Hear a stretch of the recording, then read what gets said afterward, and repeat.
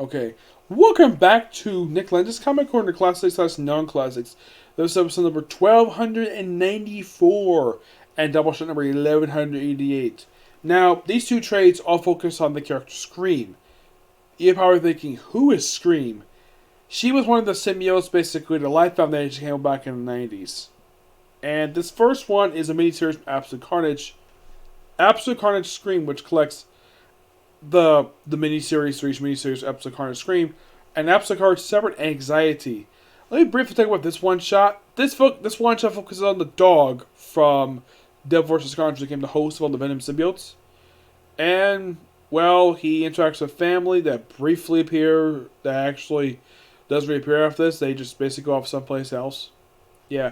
Not much I home when it comes to that one. Separate Anxiety is actually done by Clay McLean Chaplin, who takes over the main Scream book out of this for reasons. Scream is done by Colin Bunn. Yep. The way the series starts out is that we have a woman named Patricia Robertson. You're probably thinking, who the heck is this woman? She appeared in Venom Volume 1. Which Volume 1? From 2003, the Dana Way series. Like, some people are like, okay. I thought she was dead. Some people are like, yeah, well, she was brought back in the series because she was a host of MCU very briefly in that series. And she's the host of this thing the whole entire miniseries. And we also see a return of Andy. Yes, from Colin Bunn's Venom series, who last appeared in Venom Incorporated. And she still got her Devil powers. Yep, still got her Devil powers. And she worked with Scream the whole miniseries. And also, this is something though, we have Carnage himself show up here. Well, this has been unusual because usually the main villains of an actual crossover don't show up in tie-ins. But yet Carnage does. Like, have you ever heard of an actual crossover where this happens? Where you have the main villain of the story and he actually makes a physical appearance and actually fights the characters in a tie-in. I'm like, what? Why the heck would Carnage take time to do this? He's busy doing his own stuff, his own thing. Nope. Though by the end of it, basically, we have it's where Patricia sacrifices herself and Andy becomes new host to Carnage Symbiote. Interesting. Though this brings an actual ongoing series for Scream, which, okay. I don't know who was asking for an ongoing series for Scream, but okay. But this is actually pretty good. I like the fact this whole miniseries basically is... It's interesting though, this 3-issue miniseries tie-in to a crossover serve as a backdoor part to a short-lived ongoing series. I'm going to give this book roughly a 9.5 out of 10. It's actually pretty dang good. And well, why not focus on Scream? You probably think, okay, Patricia Robertson is... Now here's the thing. Andy is the third host of Scream. Okay, if she's the third host, Patricia was second host. Okay, what happens to the first one? Killed by Eddie Brock in the recommended run for Venom. The host was killed, but the symbiote was not killed, surprisingly. Yeah, somehow it survived. Yeah, not really know how. Alright, this leads to the very brief ongoing series for Scream. This is Scream Volume 1, The Curse of Carnage. By the way, the series was actually produced as Scream Curse of Carnage. Yeah, the initial opening story is the first 5 issues, believe it or not. Yes, Scream herself, aka Andy, basically, this is after events of Absolute Carnage, where she's basically homeless and she ends up at the fast shelter run by May Parker, who pretty much appears in all the issues of the series, which kudos for her doing that. Because why not? It gives her something to do. She doesn't really appear much in the main Amazing Spider-Man book, but great she appears here. So, while appearing here, she stumbles upon a woman who claims to be her long-lost mother. Yep. Her mother apparently left her when she was younger, and she asks for, why did she leave us? Never got any explanation for that. And this person claimed to be mother, but nope, it's another one of the Carnage symbiotes. Well, one of the symbiotes basically was posing as her mother, and basically ends up battling her and defeats her. Simple as that. Yep, it was actually a pretty good opening story for the series. But next something quite interesting though. Issue 6 actually was the start of an actual story arc.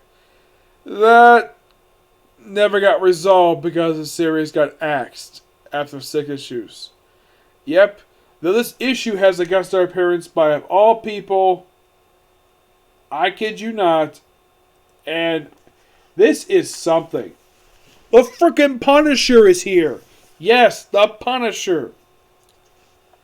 And it's an oversized issue for issue 6. Yes. And why is he here?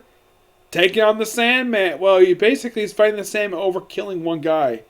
I'm thinking, why the heck is the Punisher fighting the Sandman? Yeah, this makes no freaking sense at all. Also, part of the... I should point out, though, that swirl on her face. Yeah, that was also on the symbiote during the Scream miniseries, which Andy burned the symbiote, but the symbiote will come back anyways. But luckily for Carnage's defeated, he's just hung around. So, the person gets killed, but then we end on a cliffhanger that was never resolved. Yep, where Andy, of course, is possibly going to go face-to-face with Demo Goblin, the female one. They'll say my think it's one for Grell, but based on the woman's way her body looks. Yep. The Spy Happy to be continued. Nope. It's not continued because Marvel Access book at the Sacred Shoes. 2 reasons. The pandemic, and apparently this series wasn't selling too well. I'm like, okay. I think of a couple reasons why. But I'm going to give this one roughly a 9.5 out of 10. There's a few reasons why I think the series wasn't selling too well. One, because Cullen Bunn wasn't writing it. Because he's the one who created Andy, so why not? 2, Scream was not that big of a character, so you're thinking, why the heck would you give Scream an ongoing series for? Like, okay, my opinion is that if you're giving an ongoing series, actually bother to actually finish a story. Because the story here is not even finished, because next time you see Andy, after this, isn't King in Black, Planet of the Symbiotes, which doesn't have anything to do with the storyline. Nope. So, whatever Andy was, gets completely ignored by Planet of the Symbiotes because the storyline got canceled. And apparently this is going to be a 3-part story that started issue 6 and included issue 8. Yep. But Scream herself is a good character. I think that with the writer of the series, which is his name is I'll look up here, Clay McLean Chapin, which I'm like, okay, he wrote Samurai Anxiety to me. Why is he writing Scream for? Why can't Cullen Bunn write this? That's my only slight problem with this miniseries of why no one was buying, because Cullen Bunn created this character and yet he's not writing the series for some reason. I mean, he can't be that busy. They can't write a series for Scream. But maybe he got tired of all the stuff where he's in symbiosis. He wanted to take a breath. He just wanted to do anything to do with it. It's possible. Is the series terrible? No. No, it isn't. I think also because some people are not all that familiar with Andy, that her appearances basically have not been very much over the years.